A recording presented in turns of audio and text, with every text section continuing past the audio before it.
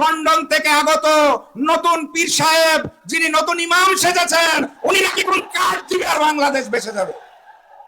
আমি বিনয়ের সাথে জানতে চাই, ওই যে কার্ডখানা দিবেন ওটার বদলে কত টাকা চাঁদা দাবি করবেন আগে সেইটা বলেন।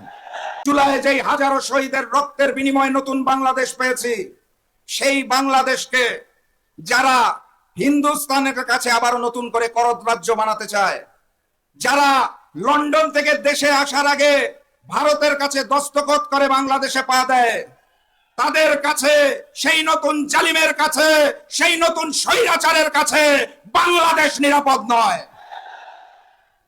অতএব সর্বপ্রথম ইমানি দায়িত্ব, যারা সংস্কারকে রুখে দিতে চায় তাদের জবাব দিতে হবে, চাঁদাবাজির জবাব দিতে হবে, যারা পাথর দিয়ে মানুষ হত্যা করে তাদের জবাব দিতে হবে। সংগ্রামী সাথী এবং বন্ধুগণ, ওই যে নতুন জালেম যারা সৃষ্টি হয়েছে তারা নতুন করে কি সব কার্ড জানি দেখায়। কোন কার্ড দিলে বলে কি হবে, কোথায় কোথায় বলে টাকা পয়সা দিয়ে দিবে, কি বলে কৃষিতে কি দিয়ে দিবে, আমি খালি শুনি আর হাসি।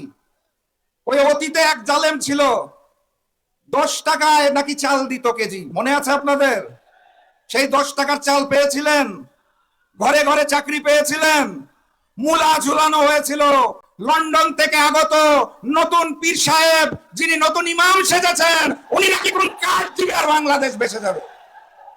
আমি বিনয়ের সাথে জানতে চাই, ওই যে কার্ডখানা দিবেন ওটার বদলে কত টাকা চাঁদা দাবি করবেন আগে সেইটা বলেন। আপনাদের চাঁদার যন্ত্রণায় দেশের মানুষ জর্জরিত। আপনাদের ওই সকল কার্ডের খেলা বাংলাদেশের মানুষ আর বিশ্বাস করে না।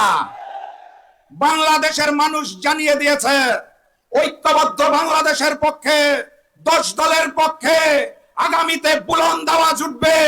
12 তারিখে আমাদের জয় নিশ্চিত, সুনিশ্চিত ইনশাআল্লাহ।